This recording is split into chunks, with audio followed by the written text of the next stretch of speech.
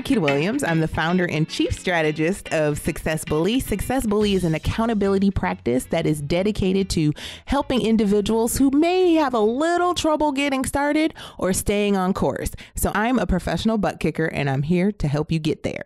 Thank you again for joining me as we close out the September sleigh. This has been a month filled with firsts for me, so I hope that you're experiencing the payoffs of all your hard work as well. My guest and latest girl crush is Jaimie Cordero, CEO and glitter Jedi of Espionage Cosmetics. She has blown my whole mind with her perspective on leadership. As someone who has been referred to as bossy my entire life, this conversation really resonated with me. Parts of my family actually refer to me as Miss Keita because I was a bossy child, obviously. But there's a marked difference between being bossy and being a boss. Being a leader requires more than being just the strongest personality in the room. You have to be worth following.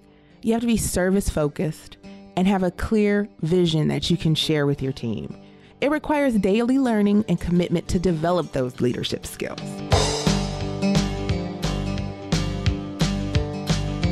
As your business has grown, and I know we kind of chatted about this briefly, how has your definition of leadership changed? I went into it thinking that I had to kind of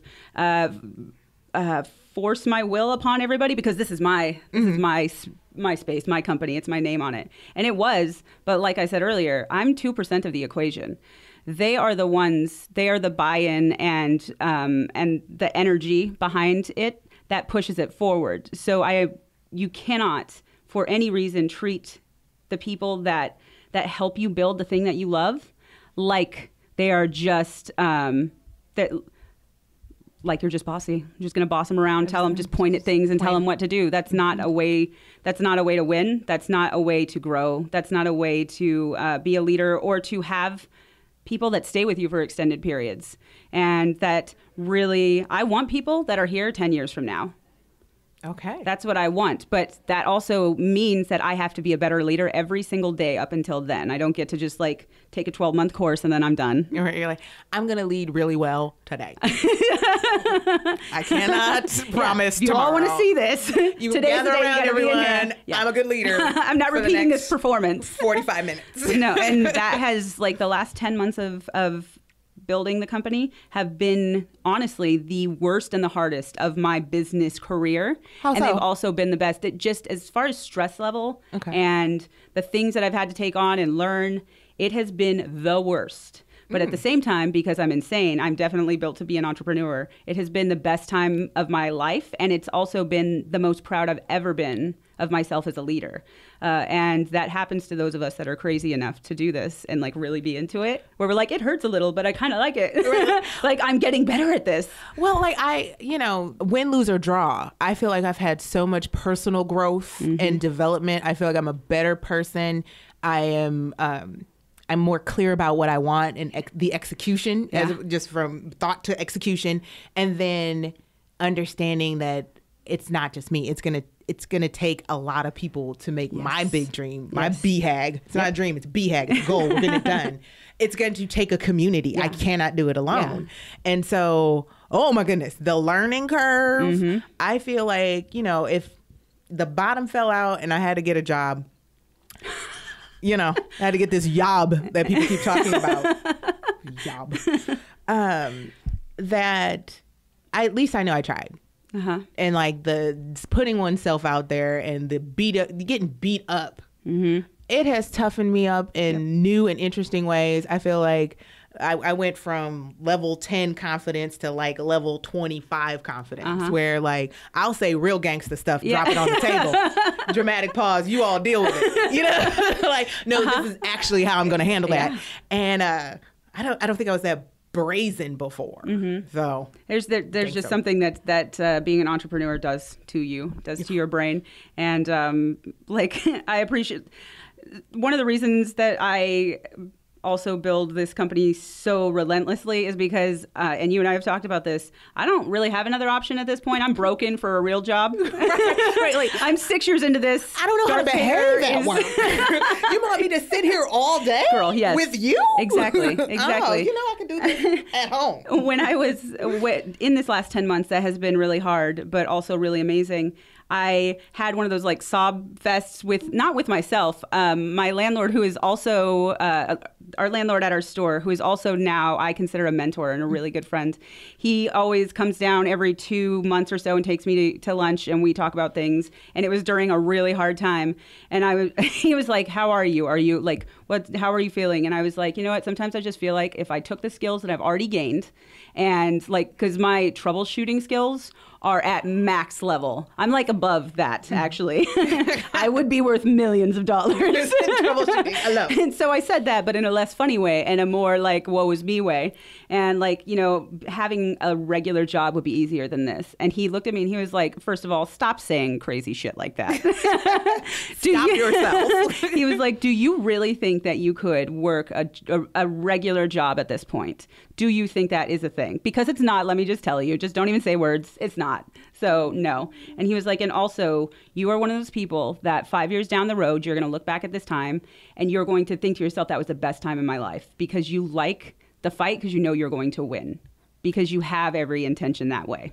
That's first episode. You like the fight. And he said, so enjoy these things. Don't just beat yourself up the entire time. You like the fight. Be down with that and just make it enjoyable on the way there. And that's what I've been doing. That's what I've been doing. This wasn't like I'm 2% of the equation here. Okay. There are a lot of nerds that have surrounded me during the time that I have built the company to execute all of these ideas that I have in my brain, because it's not about the idea. It's about, are you actually doing anything with it? You can have all the ideas in the world, and they can honestly be better than all of the ones that are out in the world as a business, as a company, as anything, but you're not doing it, so it doesn't matter. And the difference for me were all of those people who backed it and got behind it and just... Even the crazier things that I said, they were all in. And they've worked conventions with me, which are 3 days long and 10-hour days on a floor where we're talking to, you know, awkward nerds like us about cosmetics when that's not a thing.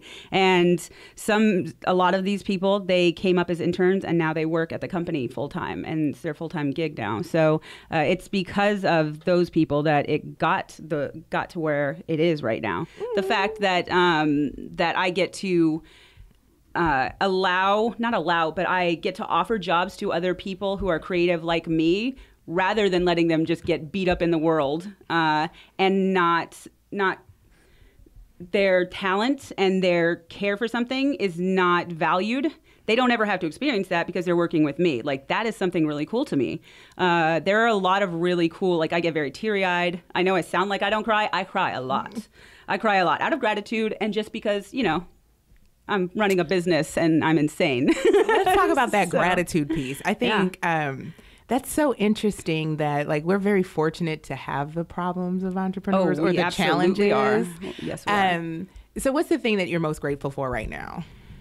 That even though I'm building my job to be a nerd for a living, by the time my nieces get old enough, they're not going to only have the option of being a game dev or a comic book designer. There are going to be other things that are actually more relevant to their interests. What are you reading personally and professionally? The thing that I read the most of is biographies, because it helps me. I like to see the points in people's lives where it was a tipping point and they didn't know because they weren't aware at all. So it was either if you make enough bad decisions in one direction, it's going to go badly. But it always starts with the first one. And being able to kind of just see other people's map of how that went, it makes me, I don't think it's going to help me avoid making stupid mistakes, but it's going to make me aware that it'll just take this one time to just step into something, an unwise decision or a bad decision or a bad business deal. And then it's just rolling downhill from there because it's easier to do that than pull myself up. So it makes me just kind of keep my shit together. Okay. You've previously mentioned your love language is bedazzling. Yes, it is. Yes, it is. So what is the strangest thing that you've thrown shimmer on? I think it would be strange to anybody because I literally bedazzle everything I own. everything I own. Everything. Some things other people own. So, walk around bedazzling. Yeah, when I knew I had a problem was for Christmas I had custom hoodies made for each one of my team, and which was a ridiculous amount of expense because we had their like titles put on each one and whatever. And in the middle of the night after I got them, I was like, you know what, I'm going to bedazzle all of these. And then I was like, no, you need to stop. You need to ask for their consent to bedazzle their stuff. So at midnight, you're like, you know what I'm going to do? Bedazzle. Oh, yeah. Girl, I have a go kit. Like I used to have a makeup kit. I'll take a picture. I'll send it to you later because I know you think I'm lying. But it's just you have a go kit. I have a go kit, and then I have like a regular setup, and then I have like a and like so a you little can just touch get busy bag. anywhere. Yeah. I'm not messing around. Like I said, nothing is hobby level with me. No, because I see your shoes. They are bedazzled. It's really, entrepreneurship has changed my relationships in the sense of, I got a whole new set of friends that are all entrepreneurs. It makes you feel really lazy, doesn't it? I'm like, dang, I gotta, Jaimie's here, I gotta step it up. Anyway, it was social pressure. But it's that, when you're around other entrepreneurs, you push each other along. Yes. And then, my good friends understand that what hole I'm in right now. And one of my friends, Jen, will text me 20 minutes from my house, is your bra still on? Coming to get you. And she has to physically come and get me out of my work hole.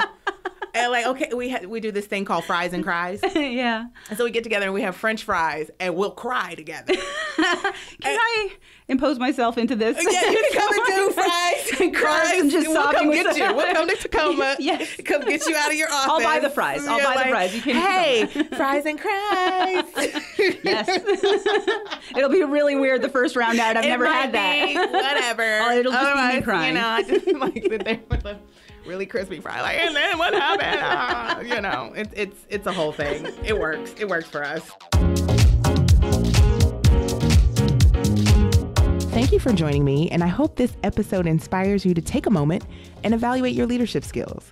Jaimie Cordero, CEO and glitter Jedi of Espionage Cosmetics, has given me a new perspective. Am I walking the walk? Am I giving my team something worth following? It's going to take daily practice for me to develop as a leader, especially in a new space as an entrepreneur.